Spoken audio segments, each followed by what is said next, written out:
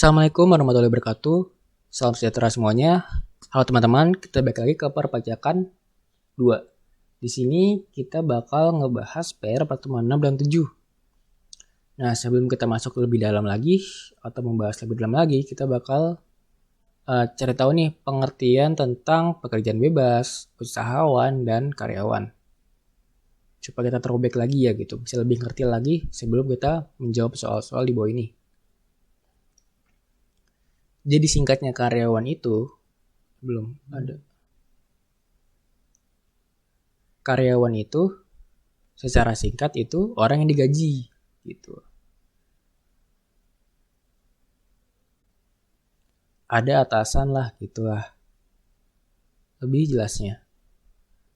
Terus kalau pekerjaan bebas, kalau kita lihat di pasal 1 angka 24 Undang-Undang KUP, pekerjaan bebas adalah pekerjaan yang dilakukan oleh orang pribadi yang mempunyai keahlian khusus sebagai usaha untuk memperoleh penghasilan yang tidak terkait atau tidak terikat oleh suatu hubungan kerja.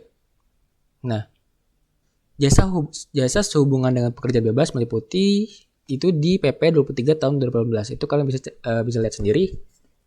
Nah, kalau dari pengertian ini kita tahu nih secara singkatnya pekerjaan bebas itu orang yang mempunyai keahlian khusus dalam melakukan pekerjaan. Jadi adanya keahlian khusus. Nah, terus untuk usahawan itu apa sih? Usahawan itu yang tidak terkait atau tidak dikategorikan karyawan dan pekerjaan bebas. Jadi di luar dua itu dia itu dikategorikan sebagai usahawan. Nah, udah kita langsung masuk aja ke nomor 1 ya. Jack Ma adalah pedagang keliling tahu bulat 500-an digoreng dadakan. Dia memulai usahanya pada Maret 2019 dan mendapatkan NPWP pada bulan itu karena terpaksa. Yaitu ketika mengajukan kredit ke bank, dia diminta untuk memiliki NPWP. Dengan hanya menggunakan informasi tersebut, dapat diketahui bahwa penghasilan dari usaha Jack Ma pada tahun 2019 itu, nah sebelumnya kita harus tahu dulu nih dari tarikh umum PPh final sesuai PP 23 tahun 2018 dan PPh final tersendiri. Nah, dari PPh final sesuai PP 23 tahun 2018 ini kan udah otomatis nih ya. Itu yaitu yang kurang dari 4,8 M itu dikenakan nih gitu. Sebesar 0,5% kalau nggak salah. Nah, untuk yang PPh tarikh umum ini dia ada 4 kategori nih atau 4 persyaratan. Jadi bukan masuk 4 persyaratan sih. Jadi kalian ada bisa memilih dari salah satu 4 persyaratan tersebut gitu. Jadi kalau dari salah satu syarat tersebut terpenuhi, maka bisa menggunakan tarikh umum PPh. Nah, yang pertama itu seperti yang kita tahu itu kalau misalkan peredaran brutonya itu lebih dari 4,8 M. Nah, yang kedua, misalkan dari OP ini mengirimkan surat pemberitahuan untuk menggunakan tarikh umum sebelum awal tahun perpajakan. Jadi mengajukan SP ke KPP. Nah, yang ketiga, apabila periode penggunaan PPh final PP 23 tahun 2018 sudah berakhir gitu. Nah, untuk periode PP 23 tahun 2018 itu sendiri untuk orang pribadi dan badan OP 7 tahun dan badan itu 4 tahun kalau nggak salah. 4 atau 3. Agak-agak lupa sedikit. Nah, yang keempat ini itu apabila misalkan di tahun sebelumnya itu ataupun pernah menggunakan tarikh umum PPh sesuai dengan ketentuannya gitu dan memenuhi persyaratannya. Jadi ini apabila salah satu dari keempat ini terpenuhi, maka bisa menggunakan tarikh umum PPh. Sedangkan kita asumsinya kalau pedagang keliling tahu bulat ini tidak mencapai 4,8 M gitu kan. berarti dia dikenakan PPh final sesuai PP 23 tahun 2018. Kenapa juga? Karena dia juga tidak, karena kan dia terpaksa. Nah, kalau dari informasi tersebut, informasi ini aja, ya udah berarti dia kena PPh final sesuai PP 23 tahun 2018. Terus karena dia tidak memberi SP ke KPP terdekat, dia juga tetap dikenakan PPh final karena tidak memberinya gitu. Terus yang kedua, peredaran bruto Jack Ma selama tahun 2019 adalah 400 juta. Nah, dengan hanya menggunakan informasi tersebut, dapat diketahui bahwa penghasilan dari usaha Jack Ma pada tahun 2020 itu, nah, kalau kita lihat lagi, kalau tarif umum itu lebih dari 4,8 M. Sedangkan ini 400 juta, berarti udah jelas ya, ini yang B.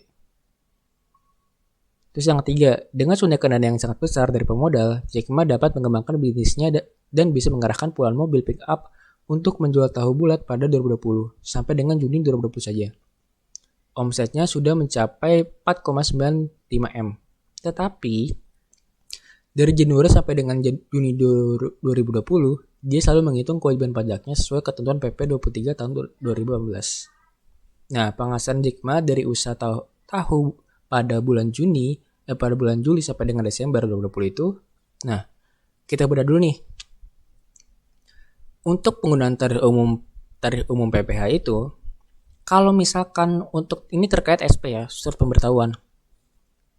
Bila mengajukan SP pada tanggal 1 Januari sampai dengan 31 Juni, itu dikenakan tarif umum PPh-nya hingga akhir tahun.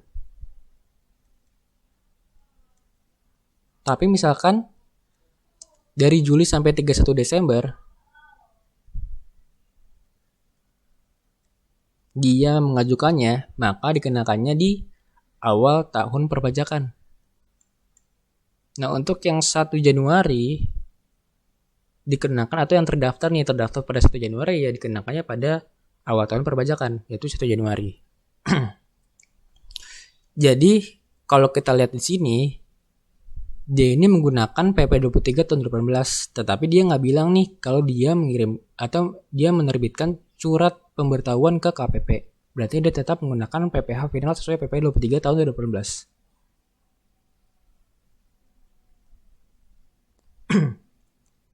Yang keempat, misalkan Anda sudah di tahun 2021 dan diketahui bahwa penjualan tahu bulat Jack Ma selama tahun 2020 ternyata 5,6 M.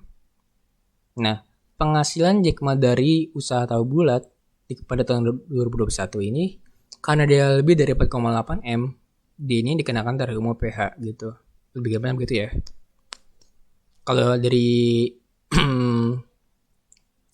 kita dasarnya informasi dari peredaran bruto aja, kita taunya ya ini dikenakan tarif umum PPh kan karena di atas lebih dari 4,8 M itu harus pembukuan ya, pembukuan dan pencatatan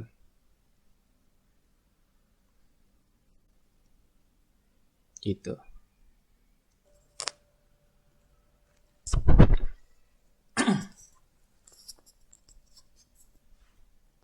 Nah, nomor 5, mundurlah ke nomor 2, gunakan informasi ini jika omset Jack Ma selama tahun 2019 adalah 400 juta.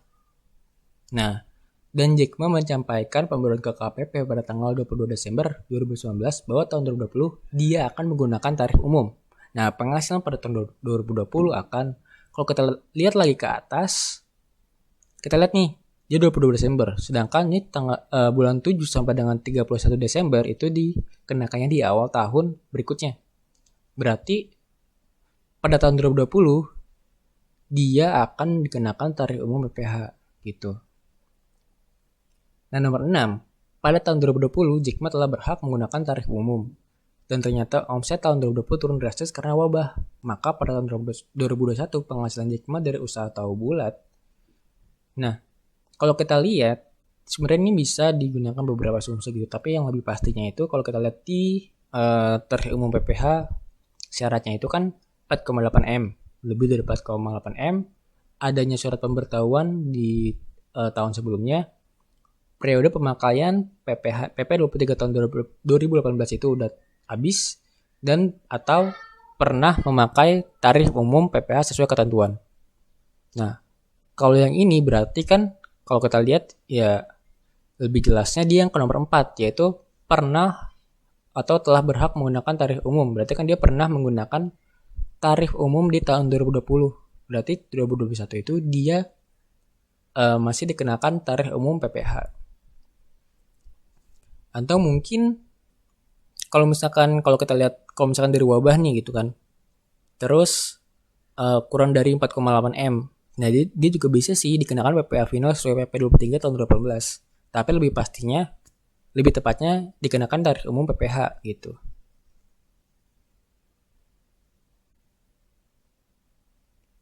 Nah, sekian pembahasan kali ini.